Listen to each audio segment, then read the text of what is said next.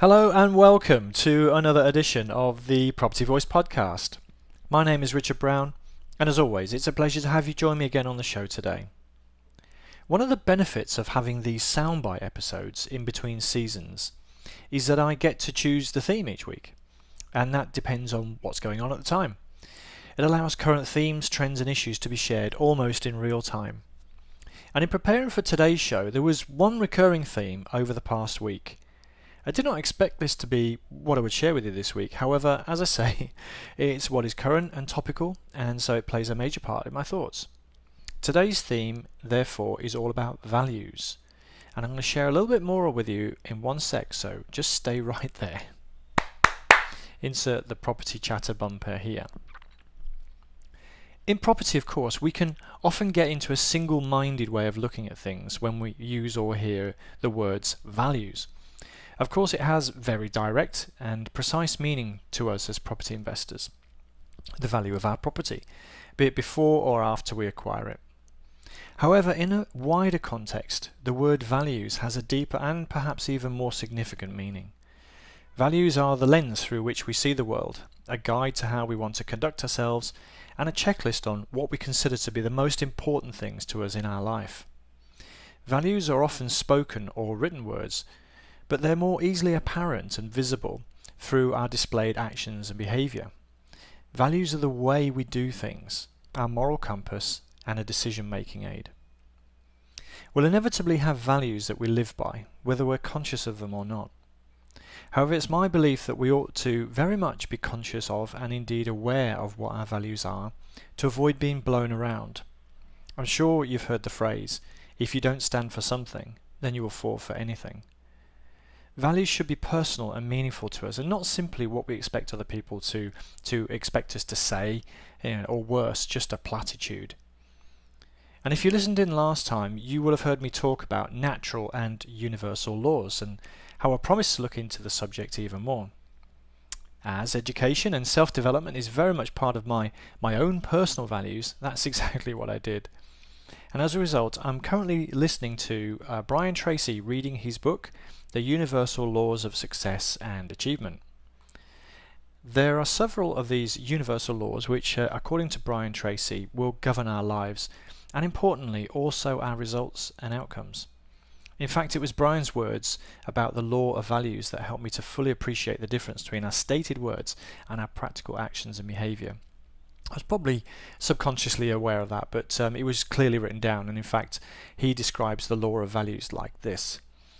What you truly value and believe is only and always expressed in your actions. So there's no mention of words, it's all about actions. And within the first chapter, which collects together a number of the universal laws that apply to success, there's a couple of other very important laws as well, which I just couldn't help but share with you. The first one is the law of choice, which says, which states, you are always free to choose the content of your conscious mind, but in doing so you are choosing every other part of your life. That's a pretty big statement already.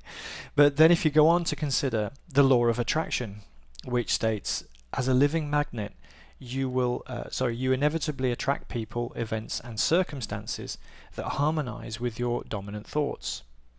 Tracy calls this law, the law of attraction, the granddaddy of all the other laws, and goes on to reference many other variant names that it's been known as through history and philosophy, etc.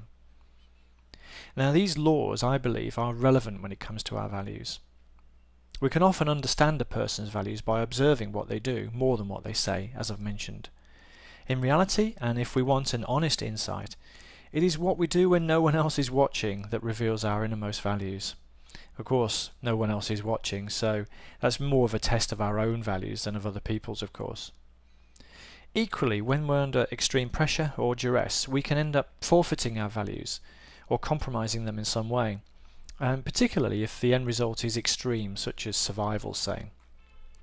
I won't dwell on all of the examples or many of the examples in history, but I'm sure you'll understand what I mean when I talk about people like Mandela, Gandhi or Frankl, and see how they stuck to their core values and beliefs, no matter what the circumstances and pressure they were placed under. Equally, if we look at interrogated prisoners, stranded aeroplane crash survivors, or members of cults or religious sects, as they're depicted in the media. These are testimony to how we can be tempted to sacrifice our inner values under strong external influence at times. Most of us are, somewhere in the middle of these extremes. At least if my audience listener stats are accurate, they are anyway. However, we still have some ideals that are important to us and can also be challenged by an external force from time to time as well. I'm sure many of us have had that nudge in the ribs sometimes when maybe we've had our values challenged. But I'm not going to try and pretend or convince you that I would be a Bruce Willis die-hard hero if I had a gun to my head and stick to them no matter what. That's not necessarily what I'm trying to say here. And whilst I don't have a prisoner tale to tell you this week, I did have the need to reflect on some of my values and make a decision on a couple of occasions that were guided by them. And the first occasion was a seemingly ordinary event when I was asked to provide a tenant reference. The situation is that this particular tenant was asked to leave. I asked them to leave at the expiry of their tenancy, as they were causing a number of problems to the other members in a house share. A few terms of the tenancy agreement were broken, and let's just say that they had become a little challenging to host. Despite a few chats, some informal and then formal warnings, I had unfortunately had to invite them to move on, and that's what's happening right now. But you already know what's coming next, don't you? Yes, of course, they wanted to go and live somewhere else, and of course that means renting with another landlord. And the reference duly came in, of course, prior to the end of their tenancy with me. Then I had a dilemma that I'm sure many landlords may have faced in the past. Do I provide a truthful reference and then risk that the tenant is refused the new rental property, with them potentially staying on with me with some continued problems in the property, or perhaps even seeking some kind of revenge instead? On the other hand, the potential new landlord is relying on me to give them the heads up, and my reference might be the only real clue to the actual behaviour that tenant might display in the property, despite what's written down on paper elsewhere. So having an accurate view, they could make an informed decision, of course. One of my values is honesty, and so I disclose the fact that this tenant, whilst paying the rent on time, had also been a handful in the property, which meant that I would not have them back again in the future. I tried to be both balanced and fair, and not lean overly in one direction or the other, or get too emotional about things. Truthfully, at the time of recording this, I don't actually know the outcome. However, it doesn't really matter. I'm at peace with the fact that I gave a fair but honest reference for this particular tenant. The universe will repay that honesty, sure enough, whether I still have this tenant with me for a long time or not. The second situation that arose this week again concerned my value of respect. Now, whilst I won't elaborate too much on this one, it was great to have a strong reference point by knowing respect is of significant importance to me. Whilst financially there was a temptation to accept a compromise in this, sticking to and protecting my values was of far more importance. So, regardless of the financial consequence, that is what governed my response in that particular situation as well. Once again, we shall have to wait and see what the long-term consequences of my decision and choice are. However, when I place my head down on my pillow at night, I rest easily in the knowledge that I did the right thing regardless. And finally, and perhaps more personally and close to home, and as if I had not got the message about this week's podcast theme, we had a situation at home with one of our own daughters to deal with. Again, without elaborating too much, the situation, whilst challenging, as I'm sure many a parent can testify to, was at least clear-cut when we leaned on our family values. Eventually, and given that our children experience our values consistently throughout their lives on a daily basis, peace and order was restored, I'm happy to report. But returning to Brian Tracy for a moment and the law of attraction in particular, people would judge us both positively and negatively based on our actions and behaviour. It's just human nature. I do it, and I'm sure you do too.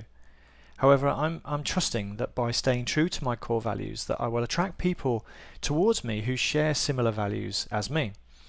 It does not need to be thousands. However, I hope that it helps to lift the bar within the property sector, even if it's just a little bit. So how about you? Have you faced a similar dilemma? If so, I'd be interested to know how you dealt with it. Do you have stated values that you live by in your life, or do you sometimes feel swayed by the wishes and intentions of other people at times? Quite literally, my life changed once I truly grasped and applied the fact of living a life according to my purpose and values. And if you want a couple of book references that will help to outline this thinking far more articulately than I can, then try one of these. The Values Factor by Dr. John Demartini, Viktor Frankl's excellent Man's Search for Meaning, or for more of a storytelling approach, Mandela's Long Walk to Freedom, which is a long book as well, by the way, but it's excellent. All three are at least part biographical, and so it's not just pop psychology, theory in nature. These are stories of how these three people applied their values to their personal lives, and despite some significant internal and external challenges to overcome in many cases, if not all actually. And as to the link and relevance to our property investment journey, I hope it's apparent. We do tend to get back what we put out, so why not put out what we'd like to get back?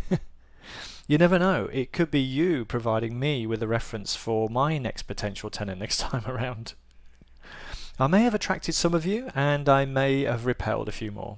Not necessarily as a result just of today's episode, but as I share with you more and more each week about my approach to property investing, my views, and of course my values.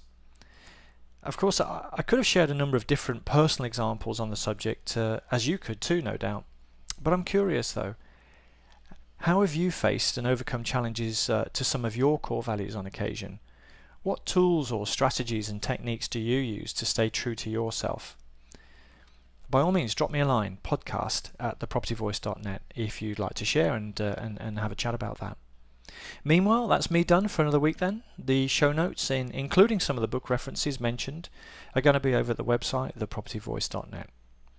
Being grateful and appreciative, which are obviously another couple of values, I'd just like to say a very big thank you for joining me on the show again today. And until next time on the Property Voice podcast, it's ciao ciao.